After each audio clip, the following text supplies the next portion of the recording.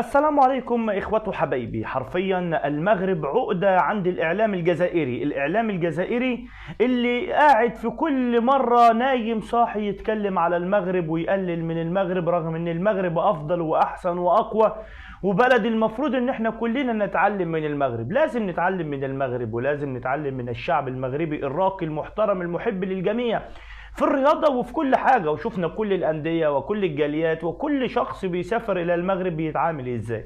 من شوية قبل ما انام بشوية شفت فيديو غريب جدا، ولقيت ناس كتيرة معلقة عليه ويوتيوبر وصحفيين كلهم بيعلقوا على ان شباب قسطنطينة اللي هيلعب ضد نهضة بركان في نصف نهائي الكونفدرالية جمهورهم كان موجود في المدرجات وسب المغرب بألفاظ مش أفضل حاجة وتحدث بشكل سلبي. وهنا علامات استفهام كبيرة جدا. ليه بتسب المغرب؟ وليه تتعدى بالألفاظ على المغرب؟ وليه تتعدى بالألفاظ على الشعب المغربي؟ علامات استفهام.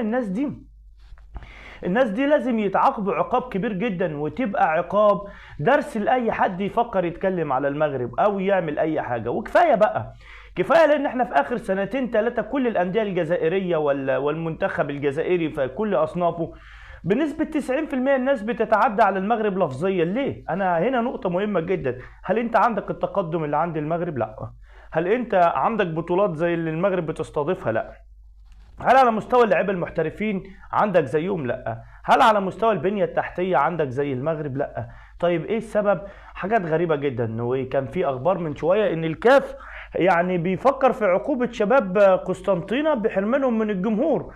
وشفنا بعض الاعلاميين في الاعلام الجزائري كان بيتحدث من شويه على فكره ان ازاي يعمل كده، ازاي تعاقبنا علشان المغرب وسب في المغرب. امال انت محتاج ايه؟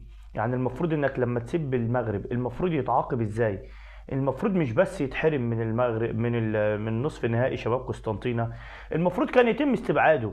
عارف، لو في مرة من المرات اي جماهير تسب اي جماهير اخرى ويتم استبعاد ناديها، بعد كده الموضوع هيبقى مخيف حرفيا.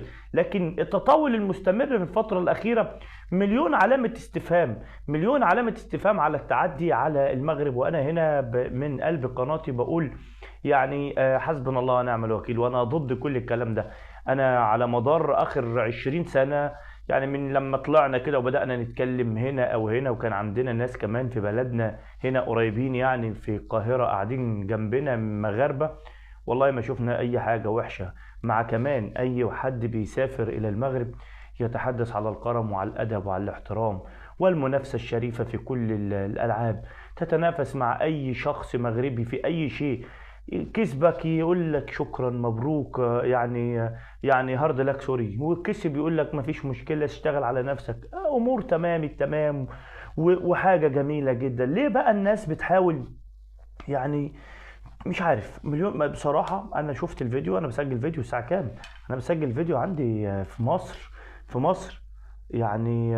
بص، في مصر الساعه كام؟ انا بعرفك بس ان الموضوع، انا بس عشان بص الساعه 3 بالليل. لكن شفت الفيديو اتضايقت، قلت لازم يعني على الاقل، لا عيب، ولازم الصدمه بتاعت الاعلام الجزائري تبقى جد، يتم ايقاف جمهور شباب قسطنطينه ويتعلموا الادب حرفيا. تحيا المغرب اخواتي وحبايبي، سلام.